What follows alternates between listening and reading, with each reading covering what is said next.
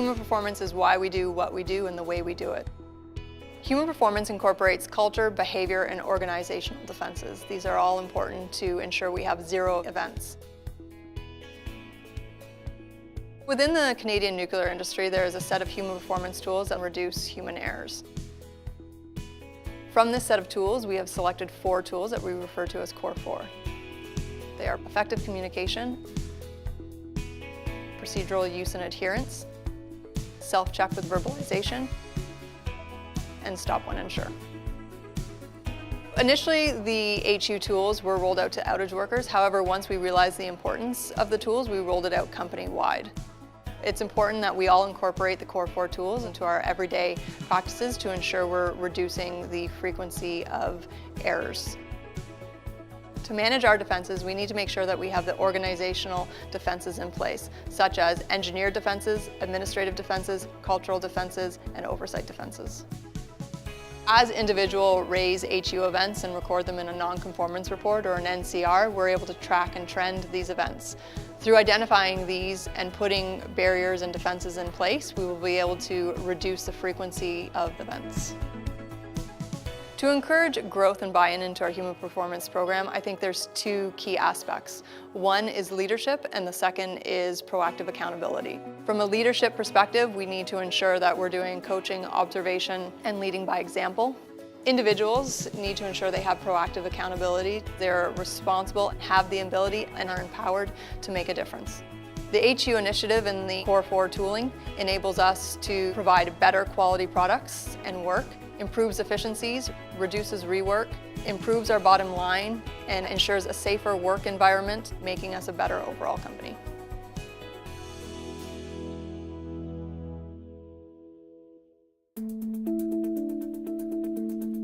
The effective communication tool keeps us out of simple errors. It allows us to make sure that we're always on the correct components, performing the correct operations. For three-way communication, it's really simple. It's just providing a direction, getting confirmation of the direction, or providing back the direction that you've understood, and just confirming that's the correct operation you want done. Okay, Brian, we're on step 3.60. I would like you to enable TL Sierra Victor 5, please. I understand you'd like me to enable TL Sierra Victor 5. Correct. TL Sierra Victor 5 has been enabled. Understood. Phonetic alphabet is used for identifiers, so if you're going to work on a valve, say the valve is alphabetic letter B17, you would use Bravo 17. Identifier is the letter, so you use the phonetic alphabet for that, and for the numbers, you split them up into single digits. 13 could be 30 over a headset when things are noisy. If you get a B, it could be a C, it could be a D, it could be an E, so the Bravo there helps identify what the correct identifier is. It's really not a difficult tool. It is difficult if you don't use it all the time. So the more it becomes commonplace and common practice, the more familiar people will be with it. The procedure use and adherence tool is extremely important in an analytical chemistry lab and Kinectrics as a whole.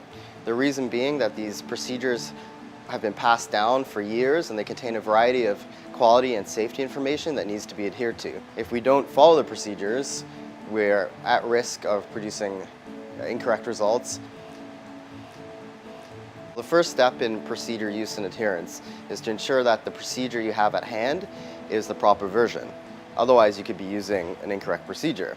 Then you must follow the procedure step by step using a proper method such as the circle and slash method in order to keep a placeholder and ensure that you're following the procedure as delineated. Throughout the lab, you can see good use of procedure use and adherence. Often when the technologists in the laboratory are following a procedure, they use the circle and slash method. So when a technologist is working on a specific step, they circle it to know where they are as a placekeeper, and then once they're finished the step, they slash through it to know that they've finished that particular step. If any steps in the procedure are unclear, you must stop and seek clarification from a supervisor in order for them to clarify how you should proceed.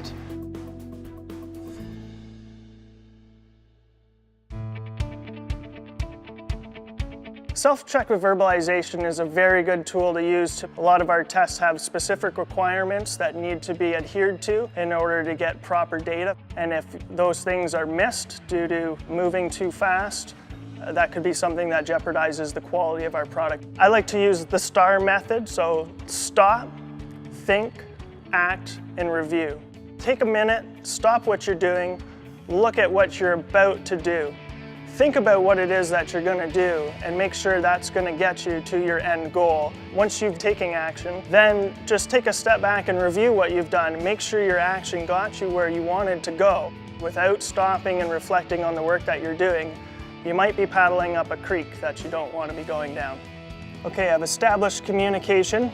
I need to ensure the unit is traveling in the forward direction, which it is. I'm going to make sure that the data will be coming in, and I'm taking data as the unit moves. And I'll just double check one more time that the span is free of splices and it's acceptable and ready to test.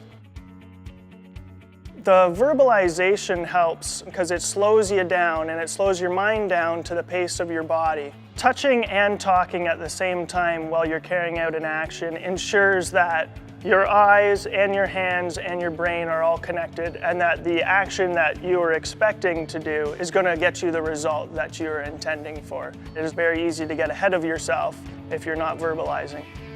This is important. It is to improve the safety of each employee, the working environment, and its job satisfaction at the end of the day.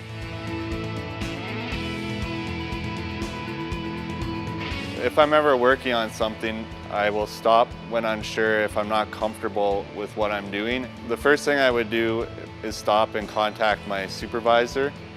And then the next thing I would do is before any work proceeds, I try to contact someone with a similar knowledge base or knowledge base in the subject that I'm struggling with and get their opinion on the issue. Recently we had an electric vertical heater that had some wiring issues. So when I opened the box, I noticed that all the conductors were hanging loose. That was a concern to me because I know the conductors should be within a metal box. The other problem was the heater actually had a Canadian Improved Electrical certification, so that kind of complicated it because I thought maybe I'm overreacting. I stopped and then I contacted our local ESA inspector for advice. So when he came in, he confirmed my thoughts that it did not meet code. So when you contact your supervisor, it has to be a verbal communication, and it can either be going to their office to talk to them directly or at minimum a phone call conversation. Work wouldn't proceed until the issue has been resolved in a satisfactory manner, according to my supervisor and likely as well the customer. The tools are useful from a safety standpoint, that we're A, not damaging equipment, and B, not getting individuals hurt. And it's also effective from a cost standpoint, that it's better to try to do the job right the first time than to be repeating work over. Usually your gut feeling is a good sign. If you're uncomfortable, it's usually better to stop and take a couple minutes to figure it out. We're the first line of defense in our department of stopping non-conforming parts from even reaching a power plant.